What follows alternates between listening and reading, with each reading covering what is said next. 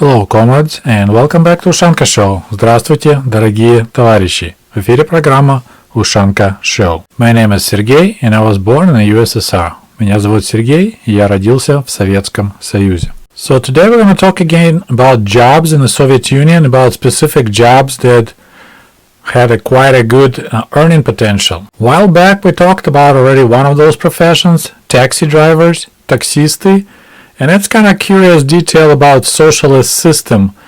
The jobs that not well paid in the capitalist countries turn out to be extremely well paid in the socialist countries. Similar situation was with waitresses.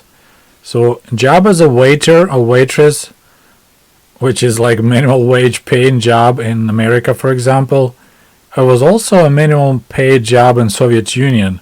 But if you're a waiter in a good restaurant, you were having a good life. But before we begin, let's have a short lesson of the Russian language. Урок русского языка. Официант. Официант. It's the Russian word for waiter. Официант. Официантка. Официантка. That's waitress. Официантка. But before we start talking about jobs as a waitress in the Soviet Union, we need to discuss Soviet restaurants. The main difference between restaurants in the Soviet Union and restaurants, for example, in America, Americans go to restaurants to eat. In Soviet Union, most people went to restaurants to celebrate some big event. At least like a birthday party, but usually big events like maybe big anniversary, like 50 years of marriage or just 50 years anniversary, and weddings. Big celebration in restaurants will be to celebrate wedding. So of course when you come to a restaurant to celebrate, it's gonna be alcohol involved, and you should have some kind of band to play music. So that's kind of huge difference. You don't just like, okay, tonight what about we go to this restaurant to enjoy the meal. You go for a specific reason. And for someone who into the Soviet movies and wants to learn more about restaurants, there's a couple good movies to watch. One of them called Вокзал на двоих. So that's like a station for two, like train station, or I think it was a train station, that movie. So that's a restaurant attached to the train station with the famous Soviet actress Gurchenko. A really good restaurant episode was shown in the miniseries «Место встречи изменить нельзя», The Place of Meeting Can Be Changed. That's a good show generally to watch, and the part about restaurant was pretty good too because it involved criminals. What the heck, might as well learn a Russian word for restaurant is ресторан. Ресторан. So it sounds really similar. I believe it's the French word. As you know, I lived in the Soviet Union for 20 years. I was born in 1971 and Soviet Union went bye-bye in the end of 1991. So in 20 years, I was in the restaurants twice. Both times, those were weddings of my relatives, my cousins. First one was around 1980 or 1979. I was pretty young. It happened in restaurant Libid, right downtown Kiev by the circus. And second time was also my cousin's wedding. It happened at a restaurant called Jockey. So that's a Kiev Hippodrome place when they race horses. And that wedding happened in the late 80s during the Gorbachev era. And while I remember the time is because it was right when this was huge anti-alcohol, anti-drinking campaign was going on. And we had a wedding, which always involves a lot of drinking. So government was pushing really hard to have weddings without alcohol. Безалкогольные свадьбы, so it's alcohol-free weddings, which is total nonsense. And I believe maybe that time you will be allowed to celebrate in restaurant only if you agree there will be no alcohol served. So everyone, all the relatives were smuggling vodka, carrying those rubber hot water bottles filled with alcohol. And then, they were pouring them like it was a tea and drinking that way. But restaurant didn't serve alcohol that time. So that was a silly wedding. But everyone was drunk, although there was an alcohol-free wedding. And I also remember that wedding because at some point Waiter brought a tray of butterbrody, so sandwiches with the red caviar. So it's like a toasted bread and then butter and red caviar. And they put it right by me, and before anyone noticed, I ate a half of that plate. So that was a good day. So now let's talk about waitresses and waiters in the Soviet Union. And I got lucky. I got in touch with one of my viewers from Ukraine, and this lady's in-laws, so both father and mother-in-law, used to work as a waiter and waitress in the Dnipropetrovsk, which is like eastern Ukraine, back in the 70s and 80s. Kind of interesting that the job of the waiter in the Soviet Union was also a low-paying job officially. So as a waiter, your salary was only 60 rubles per month, while average salary was 130, 150. That was 50% less, only 60 rubles per month, so that's pretty weak. But of course, it was not about the money as a salary, it was about access to goods, in this case, access to different foodstuffs that could be resold or other things done to it. And this lady called, what they call it, they did shahermacher. So I can't translate that word, but this is like there's different combinations how they could make extra money while waiting tables in the restaurant. The restaurant was called Rubin, so that's a ruby. As I said, it was located in Dnipropetrovsk, which is a lot of heavy industries in that city, and it's, I think, second or third biggest city in Ukraine. And that restaurant was not in downtown, but right next to the large factory, so almost they had something going on there. Birthdays, some kind of celebrations and so on, so restaurant was always full every day. They also had quite an interesting schedule. They worked every other day for 12-hour shifts from 11 o'clock in the morning till 11 o'clock at night. So one day they work, one day they off. And they took taxis to work and from work. This is very expensive to do in the Soviet Union, and this is a low-paid job of a waiter who makes 60 rubles per month. They paying about close to 10 rubles every day to go to work and from work. So math already doesn't work. So here's the example how the waitresses made extra money. So for example, they will have 2-3 parties going on. They call it banquet. So for example, there's 2 birthdays and maybe a wedding. So it's a large area, right? And then they have a couple tables that somebody can walk in and order food. So one way to make extra money is to take food that's sold to the party and quietly deliver it, sell it to the people who came to have some food and drinks. So you're getting paid twice. So the party paid for those sandwiches, but then you delivered maybe only 3 plates of sandwiches and 1 plate went other direction, and you still charge money which you pocket. They also provided this unofficial service of reservations of the table. So officially you couldn't reserve the table, but waiters provided that service. So you'll pay money, say I'll come tomorrow at 5 o'clock with my girlfriend while my wife's still at work. I would like to have table available. So you pay 5 rubles to reserve that table. We call it bronь. And of course it goes to your pocket. It doesn't go to the restaurant. Another way was to deal with the restaurant warehouse. So they had like a cold storage area which had foodstuffs.